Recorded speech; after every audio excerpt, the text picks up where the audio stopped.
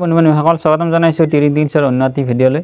আজিৰ ভিডিঅ'টোত আমি আলোচনা কৰিম C2 অৰ্থাৎ centre of trade union, centre of Indian trade union, যিয়ে মানে কি অংগনবাদী কৰ্মী সহায়িকাসকলৰ মজুৰি লগতে অন্যান্য কিছুমান বিষয়ৰ ওপৰত যোৱা 24/6/2024 তাৰিখে অৰ্থাৎ 24 জুন তাৰিখে কেন্দ্ৰীয় মন্ত্ৰালয় অৰ্থাৎ বিত্তমন্ত্ৰী নিৰ্মলা সীতাৰমণলৈ এখন কি কৰিছিল, এখন পত্ৰ এখন প্ৰেৰণ কৰিছে, মেমৰেণ্ডাম এখন প্ৰেৰণ কৰিছে।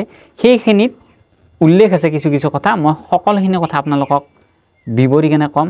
কথা আছে গোটেইখিনি মই স্ক্ৰীন ৰেকৰ্ড ভিডিঅ' এটা কৰিম, তাতে আপোনালোকক গোটেই সবিস্তাৰে কৈ দিম যে 13 নম্বৰ দফা মানে 1, 2, 3, 4 এনেকৈ 14ৰ পৰা 15টা মানে কিবা অনুমোদন মানে বিচাৰিছে চৰকাৰৰ পৰা।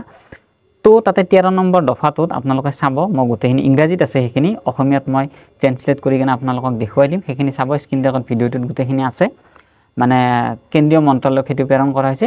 তো এই ভিডিঅ'টো আপোনালোকক সবিস্তাৰে চাই ল'ব। আৰু আগন্তুক অংগনবাদী কৰ্মী সহায়কসকলৰ ওপৰত ভাল খবৰ আহি আছে অতি সোনকালে। তো ভিডিঅ'টো শেষলৈকে চাই থাকিব। যদি ভিডিঅ'টো ভাল লাগে লাইক কমেণ্ট শ্বেয়াৰ কৰিব। তো আহক আজিৰ এই ভিডিঅ'টো আমি আৰম্ভ কৰোঁ। ইয়াত ইংৰাজীত দি আছে C2's viewpoint on issue to be considered for farming budget for the year 2024-25, 8 pay commission, scab and base income tax, reject job creation etc. মানে 2024 পৰা 2025 মানে 24 পৰা 25 চনৰ বাজেট ফ্ৰেমৱৰ্ক কৰাৰ বাবে বিবেচনা কৰিবলগীয়া বিষয়সমূহৰ ওপৰত C2ৰ মতামত, মানে centre of Indian trade union মানে অষ্টম দৰমহা আয়োগ, স্কেব NPS, আয়কৰ ৰেহাই, চাকৰি সৃষ্টি ইত্যাদিৰ ওপৰত মানে কৈছে। আপোনালোকে চাব পাৰে গোটেইখিনি যে madam we the representative of the wealth creators, the working class of the country are participating in the budget commission. মানে এই কেইটামান তাৰমানে ইয়াত বিষয় আছে। প্ৰথমতে আৰম্ভণিখিনি মই গোটেইখিনি অসমীয়াত আপোনালোকক কৈ দিছোঁ, যিহেতু ইয়াত ইংৰাজীত লিখা আছে। তাৰে পাছত এটা দুটাকৈ ইয়াতে মানে 14-15টামান মানে তাতে দফা আছে। তো 1 নম্বৰ আছে ৰিচোৰ্চ মবিলাইজেশ্যন, তাৰ পাছত মানে এইটোৰ পাছত আছে income tax rebate for salary class, এইটো তাৰ পাছত ছ'চিয়েল, তাৰ পাছত আহি গ'ল আমাৰ জব ক্ৰিয়েশ্যন। এনেকৈ মানে আমাৰ বহুকেইটা বিষয় আছে। আৰু 13 নম্বৰ যিটো বিষয় আছে সেইটো একেবাৰে ইম্পৰ্টেণ্ট, সেইটো কোৱা হৈছে মানে অংগনবাদী কৰ্মী সহায়িকাসকলৰ ওপৰত আৰু সেই আঁচনিটোৰ ওপৰত। 13 নম্বৰটো আপোনালোকে চাব। তাতে 10 নম্বৰত আছে stop the move to private LIC and GIS, 11ত আছে ছ'চিয়েল ছেক্টৰ, 12ত আছে প্ৰাইচ ৰাইজ, আৰু 13ত আছে স্কিম ৱৰ্কাৰ্ছ। এইটো হৈছে আপোনালোকৰ কাৰণে একেবাৰে ইম্পৰ্টেণ্ট।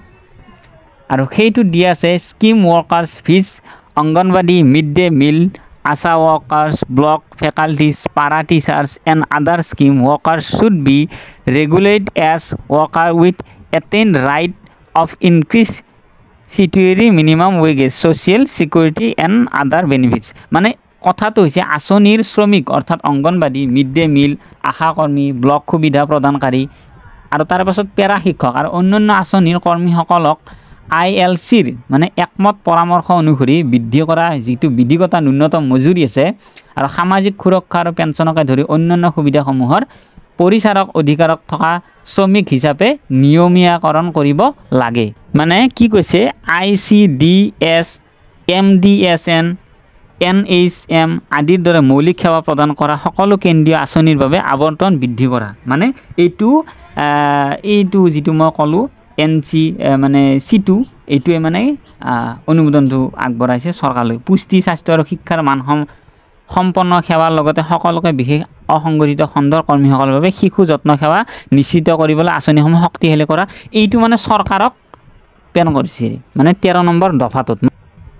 তো যদি ভিডিঅ'টো ভাল লাগিছে তেতিয়া লাইক কমেণ্ট শ্বেয়াৰ কৰিব আৰু অহা ভিডিঅ'টো তেতিয়ালৈকে পুনৰ লগ পোৱাৰ আশাৰে জয় অসম, ধন্যবাদ।